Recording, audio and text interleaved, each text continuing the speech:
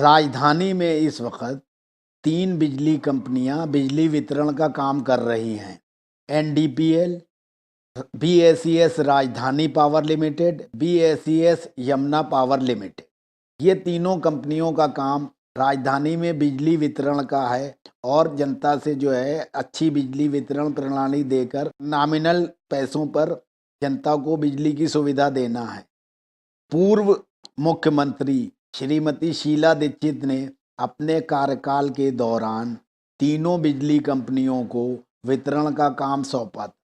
कहने को तीनों बिजली कंपनी और दिल्ली सरकार के ज्वाइंट वेंचर के तौर पर बिजली वितरण का काम होता है, लेकिन बिजली कंपनियां जब तब अपनी मनमर्जी से बिजली के दामों को बढ़ाकर जनता के ऊपर बढ़े हुए दामों का बोझ डाल देती हैं और जनता उन बढ़े हुए दामों को देने के लिए मजबूर रही है।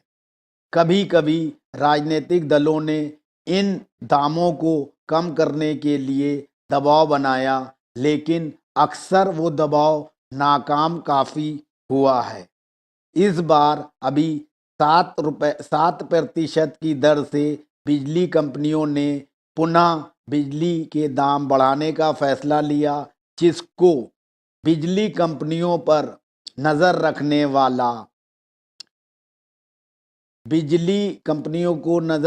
वाला दिल्ली विद्युत विनियामक आयोग ने भी हरी झंडी दे दी।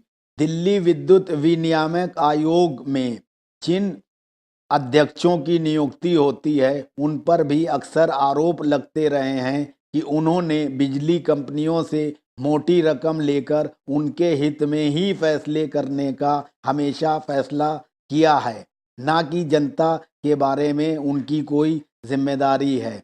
बिजली कंपनियों के फेवर में ये आयोग इसलिए भी काम करता नज़र आता है क्योंकि इन बिजली कंपनियों ने मोटी मोटी रकम देकर उन आयोग के अध्यक्षों पदाधिकारियों को सेट कर रखा है।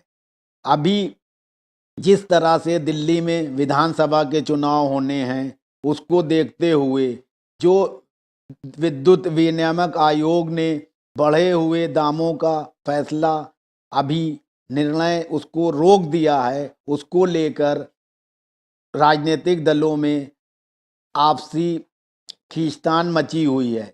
कांग्रेस पार्टी का दावा है कि उसके दबाव में ही बिजली के दाम वापस किए गए हैं और भारतीय जनता पार्टी ने इसलिए ऐसा करवाया ताकि जनता से नाराज़गी मोल ना लेनी पड़े। वहीं आम आदमी पार्टी के राष्ट्रीय संयोजक अरविंद केजरीवाल का कहना है कि बिजली कंपनियों को फ़ायदा पहुंचाने के लिए 7% के हिसाब से दाम बढ़ाने का जो फैसला लिया गया था उसको विद्युत विनियामक आयोग ने इसलिए वापस लिया है क्योंकि आम आदमी पार्टी की सक्रियता को देखते हुए भारतीय जनता पार्टी डर गई है। इसमें कुछ भी हो, लेकिन ये बात तय है कि भारतीय जनता पार्टी के प्रदेश अध्यक्ष सतीश उपाध्याय ने जिस तरह से कहा कि दिल्ली विद्युत विनियामक आयोग एक स्वायत्त संस्था है, उसके मामलों में भारतीय जनता पार्टी का कोई लेना देना नहीं है, उनकी इस बात को सिरे से खारिज किया जा सकता है। क्योंकि जिस तरह से पिछले सालों में दिल्ली विद्युत विनियामक का आचरण रहा है उसको देखते हुए ये कहा जा सकता है कि राजनीतिक तौर पर उसमें दखल अंदाजी राजनीतिक दलों की रही है।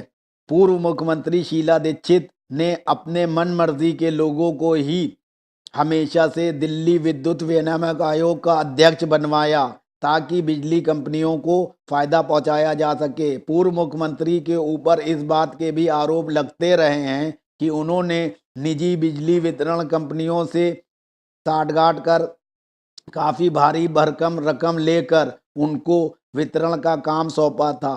मेरा सभी राजनीतिक दलों से यह आह्वान है और प्रश्न है कि जब पूर्व मुख्यमंत्री शीला दीक्षित ने दिल्ली की निजी कंपनियों को वितरण की व्यवस्था सौंपी थी, उस वक़्त भारतीय जनता पार्टी और अन्य राजनीतिक दलों ने उसका विरोध क्यों नहीं किया।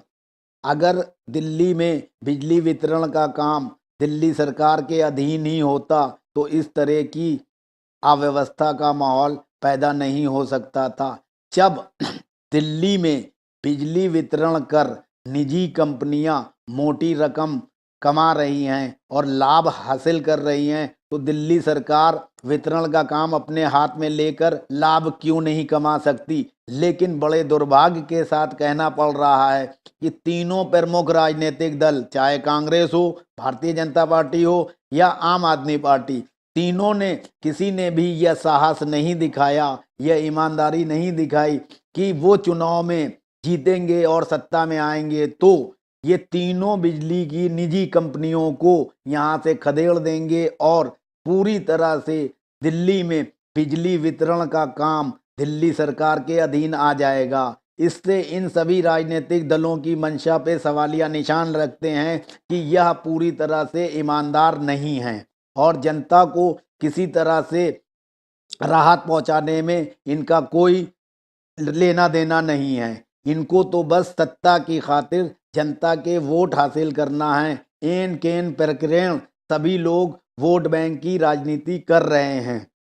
आदर्श आचार संहिता लागू होने के बाद सभी राजनीतिक दलों के प्रत्याशियों को एक निश्चित धनराशि चुनाव प्रचार में खर्च करनी होती है। आम आदमी पार्टी के राष्ट्रीय संयोजक अरविंद केजरीवाल पूरी राजधानी में घूम घूम कर कह रहे हैं कि भारतीय जनता पार्टी और कांग्रेस के मुकाबले उनके पास पैसे का अभाव है, इसलिए आम जनता से चंदा लेकर ही वो चुनाव लड़ेंगे। मैं केजरीवाल पे सीधा आरोप लगाता हूं कि वे जनता के पैसे को इकट्ठा कर भारतीय जनता पार्टी और कांग्रेस से मुकाबला करेंगे। ये एकदम अनैतिक कृत्य है, क्योंकि यदि भारतीय जनता पार्टी और कांग्रेस उद्योगपतियों से पैसा लेकर अनाप शनाप पैसा खर्च करती है तो वो आदर्श आचार संहिता का उल्लंघन करती है। जबकि केजरीवाल को चाहिए कि चुनाव आयोग की मार्फत आदर्श आचार संहिता को मजबूती से लागू करने का प्रयास करें और निश्चित धनराशि में कम से कम पैसे में खुद चुनाव लड़ें और दूसरी पार्टियों को भी इस चीज़ के लिए मजबूर करें कि वे अनाप शनाप पैसा खर्च ना करें। जनता की गाढ़ी कमाई को इकट्ठा कर दो ऐसे राजनीतिक दलों से मुकाबला करने में उसको खर्च करना कहाँ से नैतिकता है। नैतिकता और ईमानदारी की बात करने वाले अरविंद केजरीवाल इस वक्त काफी भ्रमित नजर आ रहे हैं। उनके विचारों में अब उस तरह का पैनापन नहीं रहा। वे भी भारतीय जनता पार्टी, कांग्रेस और दूसरे राजनीतिक दलों की तरह नैतिकता को ताक पर रखकर राजनीति करने पे उतारू हैं। निश्चित तौर पे इसका खामियाजा उनको भुगतना होगा।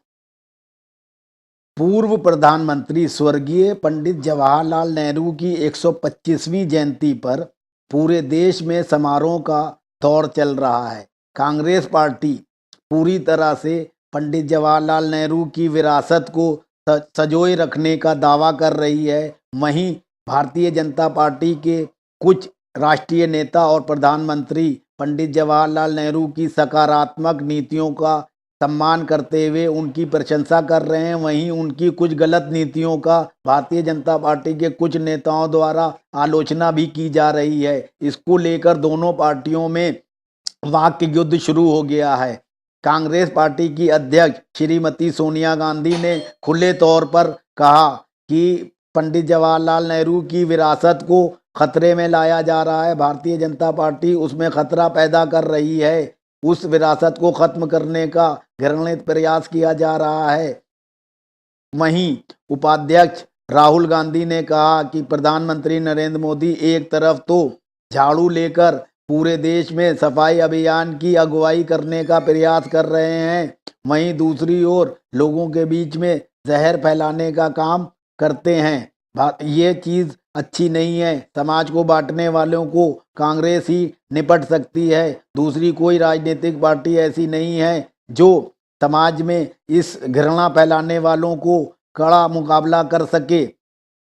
हमारा दोनों राजनीतिक दलों से यह आह्वान है कि पूर्व प्रधानमंत्री स्वर्गीय पंडित जवाहरलाल नेहरू के व्यक्तित्व और कर्तृत्व को लेकर इस तरह से आपस में खींचतान करने के बजाय उनके सकारात्मक योगदान का सम्मान करते हुए उन नीतियों को अपनाएं और जो नीतियां राष्ट्र हित में नहीं हैं उसको लेकर बहस मुबाहिसा करने के बजाय अपनी नई नीतियों को क्रियान्वित करने के लिए आगे कदम बढ़ाएं। जिससे राष्ट्र मजबूत हो।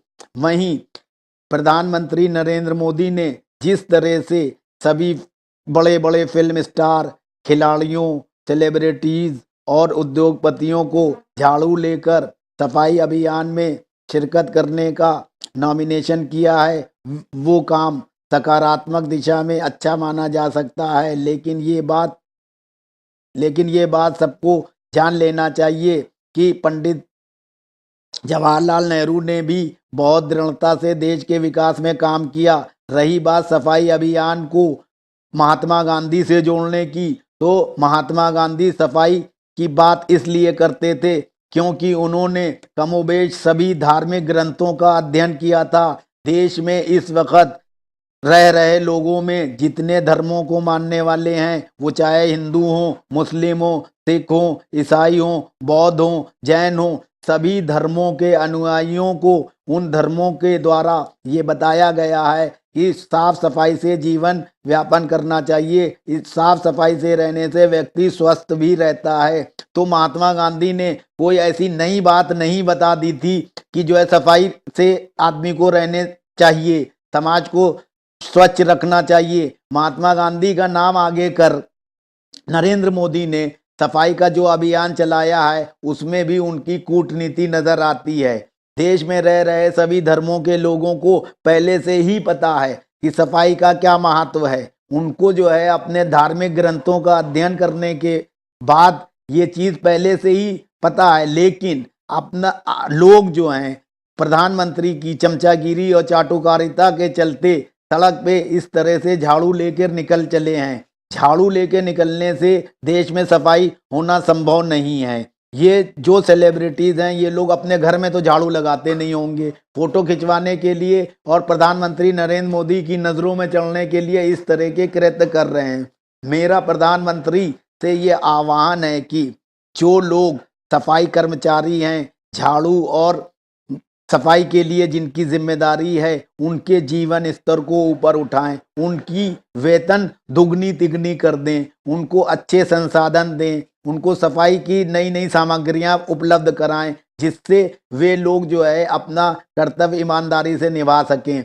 सफाई व्यवस्था में सबसे ज्यादा ठेका प्रथा है। उस ठेका प्रथा पे कोई ध्यान नहीं दिया जा रहा है। उसमें बेचारे गरीब लोगों से जो सफाई कर्मचारी हैं, वो ठेकेदार लोग आगे से ज्यादा पैसा लेते हैं और कम पैसों में जो है उनसे सफाई का काम करवाते हैं। इन चीजों को रोकने के बजाय सिर्फ हवाबाजी से जो है सफाई संभव नहीं है। सफाई के लिए जो 2 लाख करोड़ रुपए घोषित किए गए हैं बजट में, वो 2 लाख करोड़ रुपए से अगर सफाई कर्मचारियों की नियुक्ति हो और जो ठेकेदारी पे काम कर रहे हैं उनको पक्का किया जाए और उनकी तनख्वाहें बढ़ाई जाएं, तो निश्चित तौर पर प्रभावी तरीके से सफाई हो सकती है। सफाई अभियान को सिर्फ हवाबाजी से जो है करने में देश का नुकसान ही होगा, क्योंकि कुछ टाइम के लिए लोग फोटो खिंचाने के लिए, फॉर्मेलिटी करने के लिए इस तरह के काम करेंगे, उसके बाद जो है इस काम पे किसी का ध्यान नहीं रहेगा। हमारे देश की जनता इन चीज़ों को जो है बहुत जल्दी भूल जाती है। जिस तरह से आप देख रहे हैं कि प्रधानमंत्री नरेंद्र मोदी गुणगान कर रहे हैं कि पेट्रोल और डीजल के दाम 7 बार कम कर दिए गए, महंगाई कम हो रही है। पेट्रोल डीजल के दाम करने में प्रधानमंत्री नरेंद्र मोदी या उनकी सरकार का कोई लेना देना नहीं है। अंतर्राष्ट्रीय स्तर पर कच्चे तेल के दाम घटे हैं, इसलिए उनका जो है प्राइस जो है कम हो रहा है। अगर अंतर्राष्ट्रीय स्तर पर कच्चे तेल के दाम बढ़ें, उस स्थिति में अगर पेट्रोल और डीजल के दाम नरेंद्र मोदी की सरकार बढ़ने ना दे, तब तो ये माना जाएगा कि ये उनकी उपलब्धि है। क्योंकि अगर वहां दाम बढ़ेंगे तो यहाँ भी दाम बढ़ जाते हैं, तो इसमें इनका क्या योगदान है। जनता बहुत समझदार है। अब प्रधानमंत्री को दृढ़ता से कार्य करना होगा और अपने अधीन आने वाले मंत्रालयों के पूरे कार्यक्रम को क्रियान्वित करने के लिए एक योजनाबद्ध तरीके से कार्यक्रम बनाने होंगे और उनकी मॉनिटरिंग करनी होगी। नहीं तो जिस तरह से जनता ने प्रधानमंत्री को सर आंखों पे बिठाकर पूर्ण बहुमत दिया, जनता की नजरों में उनकी छवि खराब हो जाएगी, निश्चित तौर पर उनका सम्मान नीचे आना तय है।